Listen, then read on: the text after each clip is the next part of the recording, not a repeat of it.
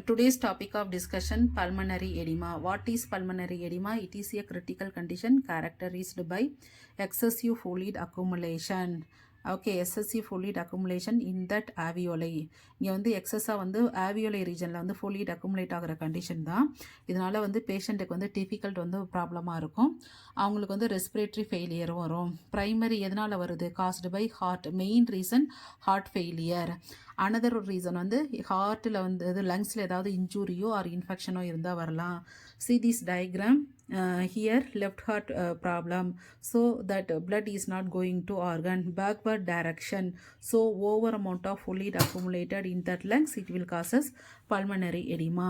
இது வந்து எதனால, இதுக்கு வந்து அதர் நேம் வந்து lung pulmonary congestion or lung water. So main reason because of cardiogenic in பார்த்திருக்கோம். That one is the conjunctive heart failure or where the heart cannot pump effective way. So this one. Otherwise non-cardiogenic damage of that lungs, infection, it may be pneumonia, sepsis, severe trauma, toxic gases inhalation, kidney disorder and high attitudes. அதாவது வந்து அவங்க வந்து working condition, walking அது மாதிரி கண்டிஷனில் வந்து heart beat வந்து அதிகமாக இருக்கும். தென் pathophysiology, already we know backup, that fluid backup into that vein of that lungs. So அதனால் என்ன ஆகுது, ஆவியோலையில் வந்து அதிகமாக வந்து fluid accumulate ஆகுது.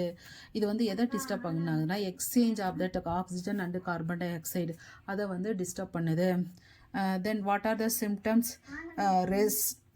restlessness, wheezing, anxiety, cough, excessive sweating, pale skin, coughing up with blood.